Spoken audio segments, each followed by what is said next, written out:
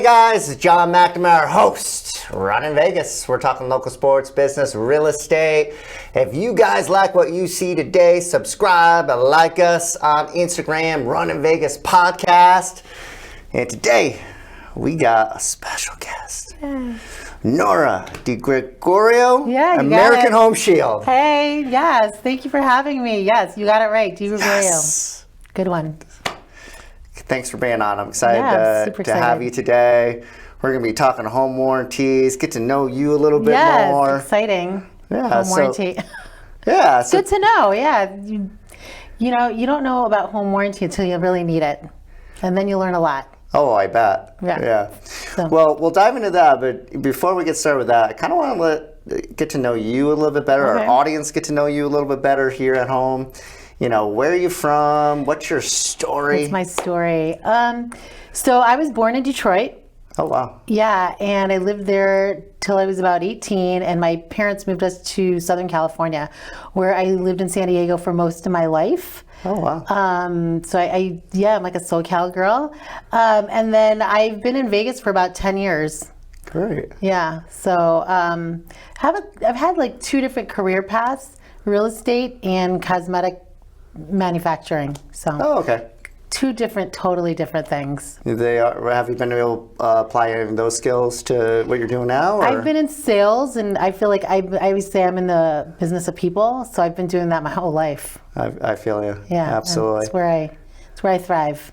So how was the transition from California to Vegas? So I was one of those people that was like, wait, we're moving to Vegas? Where do people live? Right. I really was like, where do people live in Vegas? And on the Strip, right? Yeah, in a hotel and they somewhere. party and gamble all the time. Exactly. I was like, where do people live? And I moved out here in 2014, and I'll tell you, I actually saw Vegas in a different light after October 1. Yeah. And I actually went out and volunteered at the Red Cross that right after that same day, and I saw a whole different side of Las Vegas. Yeah. And I truly fell in love with the city. I never thought I could love a city as much as I loved San Diego, but I love living here. I'm so proud to say that I live here. I love being part of a city that's thriving and growing. It just aligns with who I am, so I like it. That's great. Yeah, I love San Diego too. Yes, it's not to love, but Vegas is cool. I moved out here in 2008. I was really smart, and I moved when the Great Recession occurred, and the real estate market was nosediving every single day. But I remember I came to Vegas, and I actually I'm from upstate New York, so not too exciting. So Vegas is exciting. Yeah. But 2 years probably into living in Vegas, I went out a couple times to San Diego, check it out, and I'm like, I think I moved to the wrong spot. Like, San Diego's where it's at, but after switching real estate in New York to Vegas, I'm like, I'm not doing that again. Yeah. And I agree with you. What a great point. When those events occurred, there was incredible shift in the community where I felt like now there was a real community. Yes. 100%. Because I felt like before that we were all kind of doing our own thing. We're all transplants, so to speak, and that was it was terrible. Yeah. What occurred, and it brought us together. Yes. So yeah. Love that story. For me, yeah, it did. It brought us together, and you really, like you said, you saw that Vegas isn't just a transient town. There are people that live here and care about each other, and that all came to light during that time. So it's been really cool because when the Great Recession occurred, I mean, just so many people didn't care about their homes and everything, and now, I mean, we have more Californians than we have born and raised. You can see folks really taking care of their homes now, people staying here, building a life here, businesses here. The total community as of 10, 15 years ago has really shifted. So great segue into home warranties of taking care of your home. Right. So it's a rooted community. Yeah, there's definitely a lot more pride here, and people are rooted, and people are coming and staying. And with home warranty, it's a funny thing. I never thought I'd ever, like, if you would have told me like 10 years ago, one day you're going to be selling home warranty, I'd have been like, really? Yeah. Like, I don't know. But I love what I do. I am You could tell. so grateful. And again, like I'm in the business of people, and I try to explain my job to people that don't know what home warranty is, and I'm like, my job is really just to like make friends and help people. Yeah. And I do that through American Home Shield and what they do. So, which is maintaining your home systems. I mean, it's not really sexy, but if you own a home, you know that it's not a matter of if something's going to break, it's a matter of when. Absolutely. And I feel like now more than ever, like people really need that added like protection of a home warranty. Everything's gotten more expensive. I mean, everything's gotten more expensive. I just went to lunch for 2 people, and it was like $80. It was at a coffee and bakery shop. Oh, I know. So I'm like, wow, okay, what happened? It's crazy. So everything's super expensive. And, as a realtor and working with buyers, it's like, it's tough getting a buyer into a home, right? Through the lending process. And that's great once we can get them into the home. But like, what happens after they've moved in and something breaks? Are they prepared? Yeah. And that's, I think, where American Home Shield comes in. Yeah, it's really, it's a great tool. I really recommend it if you're a realtor out there. And what I did in the past when I was in my younger days in real estate, I used to just write the cleanest offers. I didn't put home warranties in it. And I had one client, I think what happened to them was 6 months later, their AC went out on them. And they go, John, I thought I had a home warranty. I'm like, no, because it was competitive. We had to make the offer as good as possible. Yeah. She declined to actually do the home warranty versus making sure that was priority and understanding. And that ultimately, she ended up blaming me for it. So it was a good lesson if you're a realtor out there or you're a home buyer in the future. Get it, because it shifted our whole relationship, fortunately. But it was a great learning lesson for both of us. And now all my offers has a home warranty. The seller pays for the home warranty for our buyers because of for that exact reason. Yeah, I mean, for me as a home warranty representative, I mean, I get it. Sometimes as an agent, you're asking for a lot in the purchase agreement, and sometimes the warranty falls off. But even if they just get it for the first year, because no inspection report is going to like predict a breakdown, right? Yeah. And typically when a buyer moves in, especially a first-time home buyer, that first year, they want to do the fun stuff. They want to buy the furniture. They want to do the baseboards. They want to do flooring.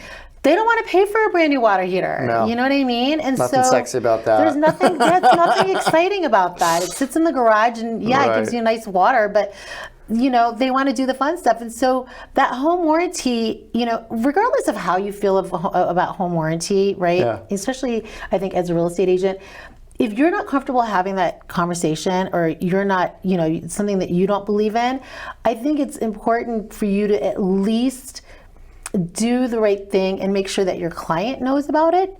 And the way that I set myself apart, because there's obviously a lot of choices here when it comes to home warranty in Vegas, is that I'm always happy to talk to the buyer directly, right? That's very nice, yeah. I actually prefer that, to be honest with you, and here's why. I prefer it for a few different reasons. One, I can set the expectation up front of what a home warranty does, right? We're American Home Shield, a very big brand. I'm sure you've seen our commercials, right? We've been around for over 50 years. Our parent company owns 4 other home warranty companies. So usually your buyer knows who we are already. Yeah. And the fact that they know that there's a local rep that lives here that they can actually call when something, when there's a challenge, gives them that peace of mind, right? Yeah. So again, it's set the expectations, letting them know there's somebody here that they can call directly when they hit a roadblock, and just explaining, because if you send them the brochure, it's really overwhelming. And during that purchasing process, they're getting bombarded with contracts and documents, and it's like super overwhelming. And sometimes they just, no matter how intelligent or how detailed or how analytical they are, sometimes they just really want to just talk it through with somebody. Absolutely. And so that for me is how I feel like I set myself apart when it comes to the home warranty process. Yeah, I love that, because I know myself, like I'm having phone problems right now. My phone recently got spammed, but there's nobody to talk to. You're talking to like third parties, and so what a big difference is. I know when a client, one of our clients, can just call you directly, and you can prepay, so that makes such a big difference, because most of the time it's just we want to know, like, it's going to get, whatever it is, it's going to get resolved, and you have support. I think the worst feeling in the world is you talk to somebody who doesn't care, and you're hoping the AC is going to show up in the next 48 hours. Right. So I'm glad you're a big part of that. You pick up your phone. You're really, that's an important part. Communication, I know myself, is huge. So. Again, it's the people skill. I feel like that's, like, I always say that's my only God-given gift, is to be able to, like, connect with people. But I mean, being able to talk to someone, and sometimes, it takes it off of you as the agent, because there's already a lot going on, right? You've already got, it's not your only transaction a lot of times. So, be able to have a partner that can, that's going to take over, right, is a big one. But what I've found is, sometimes even if, let's say, we have a claim that goes off the rails and we can't overturn the denial for some reason, the client is okay, because they feel like they had to talk to someone and somebody was advocating. So sometimes, even if the outcome isn't in their favor, they get it. You know, I mean, for every 10 claims that we get, only one gets denied. Oh, wow. That's how 10% of our claims. How does that claim process work? So the way it works is, first of all, we have a new app. It's amazing. Our app is amazing. So we have an app, right? We're all doing everything off of our phones these days. Yeah. So it's great to have the app. So you can actually just download the app. You can go on the app, place a service request. And when you go to place a service request, you're just going to figure out what system it is, what the problem is. Once the claim has been processed, you'll get assigned a contractor. That contractor will reach out to you to make the appointment directly with the homeowner. And at that time, the contractor will show up to the home, diagnose the system. If it's something that they can fix on the spot, they'll fix it, right? A lot of times, though, it may require additional parts, or in that case, they'll do the diagnosis. Some cases, they'll call in the diagnosis right from the home to get authorization if they know they have the parts in the truck. Otherwise, the diagnosis is made. It goes to Auto. The authorization team is looking at it based on the contract, the type of policy that the homeowner has, and then calculating, okay, either American Home Shield's going to cover 100%, or American Home Shield's covering this amount, and the homeowner is responsible for that amount. So, and then at that point, the homeowner's deciding whether they want to move forward with the out-of-pocket expenses. They always have the option to take the cash in lieu of the repair, and get their own contractor. But most of the time, people are like, just move forward with the repairs directly with American Home Shield. And it's good when they do it that way, because we have what we call a 30-day guarantee. So within the 30 days, that same system breaks down again. We'll resend the contractor directly back out at no cost. Excellent. Okay. Yeah. So that's quick. Great information there. Yeah, I appreciate it. So I want to add one more thing about the app. Keep going. I love it. This is like so innovative and so exciting, and this is one of the reasons I really wanted to come on your podcast and share is... Oh, I thought you were just coming here to hang out. Yes, I love you too. But we have a feature on our app. Before you place the claim, you can actually get on a live video chat in real time with a contractor. There we go. Yeah, right? So before you make the claim, you can get on a live video chat. So think telehealth for your home, right? Oh, yeah. And we have this whole new generation of homeowners that want to DIY on it, that want to fix it themselves, right? That's why there are millions and millions of how-to videos on YouTube. And so this is taking that a level up and literally talking to a live contractor. And in many cases, to date, since we launched about a month ago, like 30% of the homeowners that have called in, right, and spoken to an expert have been able to repair it themselves, saving them time and money. So it's super empowering for a homeowner. As a single female, right, that lives alone, I love it, because there's like so many things that I can just get on the phone with a contractor, but it's just a whole new way to warranty. And I think, again, it's empowering homeowners. saving them time, saving them money. And what we have found as a home warranty company, the more that people are engaging with us, right, on the home warranty process, the more likely they are to renew. Yeah. And so it's pretty awesome. That is awesome because it's all about efficiency and systems now. I know with our business is making it as seamless as possible for our clients, because now with technology, all of us have patience of maybe a couple seconds, and then it's, and you're already stressed because something's not working in your house. You don't know how to fix it. You want to communicate with somebody, so that just seems like a total win-win. It's by you amazing, guys. and I mean, I'm sure you've heard these that happen. Like, it's the middle of July. It's our 117 week, right? Oh yeah. Somebody's AC goes out. They place a claim.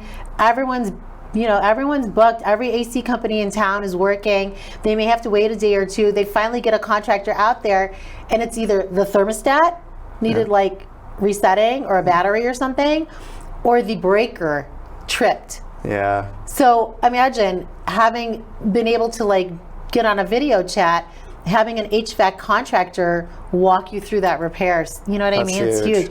And these contractors, they are all based here out of the US. They all have an average of 20 years of experience in their trade.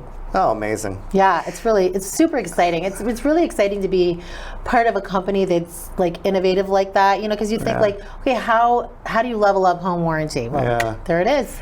Yeah, that's a game changer, because 100%.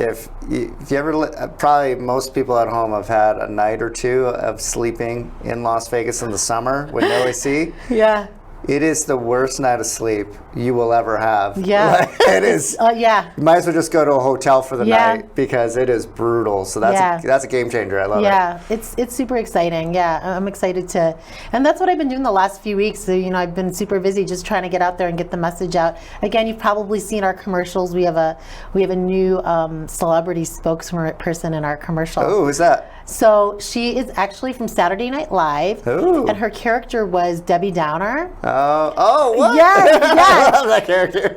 But so with American Home Shield, so with American Home Shield, her character is Warrantina. I love it. And she plays this like new age, like hippie, and they're really funny. So that's cool. Keep an eye out for those. They're love good. that. They've done a really great job, our marketing team. Do you have any message out there? Because I know it's starting to warm up. It's in the 80s now. Yes, summer's creeping in. Any thoughts for homeowners out there? Because we're just starting to come out of the winter. We're in spring now. Before the summer hits, any advice you would give to homeowners out there right now? 100%. So whether you've been living in your home for years or you bought a home in the last 6 months, if you bought a home in the last 6 months, the chances of the home inspector turning on your AC in like November, December, January, or February are really unlikely, because they can't turn it on when it's under 65 degrees. Now is the time to do an HVAC pre-season tune-up. And this is it's a simple like 18, 20 point inspection that they do on the unit. They're really trying to identify if there's any leaks, and if the unit's ready to be turned on. So whether you have a home warranty, whether it's with American Home Shield or another company, or you don't have a home warranty, it doesn't matter. I listen to the radio, and there's dozens and dozens of contractors here in town that are offering these HVAC pre-season tune-ups. Yeah. Do it. Sometimes it's $30, $50, even if it's $100.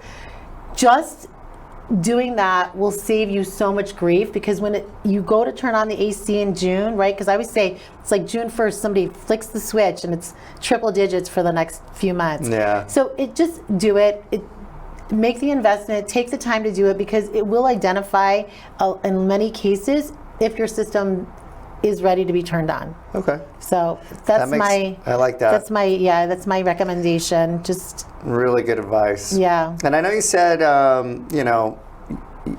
you never thought you'd get in a home warranty business. So tell us that story. How'd you get into this industry? Because it seems like you have a lot of passion for it. I do. Well, I have a lot of passion for people, but it's really funny how I fell into this. So I said I've had two career paths. It's either been real estate industry or cosmetics and beauty. I did real estate for about 10 years in San Diego. In 2009, we all know what happened. Yeah. I left that industry and I went into cosmetic manufacturing, and I did that for a very long time until 2020. And we all know what happened in 2020, right? Yeah. And so being in the beauty industry, it's like there was no light at the end of the tunnel. You know, you couldn't touch anybody. Right. Couldn't even be within 6 feet of someone. So Oh my I was gosh. like, oh my God, what am I going to do? So I ended up getting my mortgage license, and because I did mortgages in San Diego, and I was like, I did that for a couple years here in Vegas, and I just hated it. I hated being tied down to a desk and reading like guidelines. I was like, this isn't for me.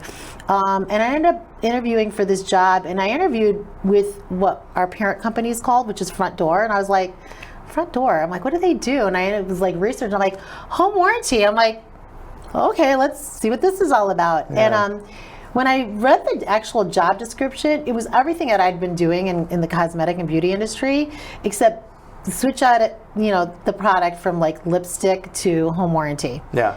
And so, yeah. Good segue. Yeah, and that's it's. I've been with the company for 3 years, and I'm super grateful. I love my job. I'm like, I get to like meet some of the most interesting people. I'm around some of the most successful entrepreneurs in the city, like yourself. Thank and you. And I love that because it drives me and it keeps me really motivated to keep growing, as a person myself. Yeah, the cool thing about sales is it's growth-minded people, and you get to surround it. I love just being around growth-minded people because that gets me excited because that's just who I am. But I have massive ADHD issues, so I'm all about. It's something that I've really, really dived into is personal development the last couple of years. Tell me more about that. So I'm one of my things that I've done the last couple of years is I go to the Summit of Greatness with Lewis Howes. I don't know if you know who that is. Oh yes, he's a big time podcaster, and I started listening to him about 3 years ago. And then a couple years ago I went to his first my first live event in Columbus, and then I went to it again last year in LA, and I'll go to it again this year. And I love it. I love that whole field of personal development. I listen to a lot of different podcasts. I read a lot of books. I listen to a lot of books. But that is my passion. That's where I love it. I love like human psychology.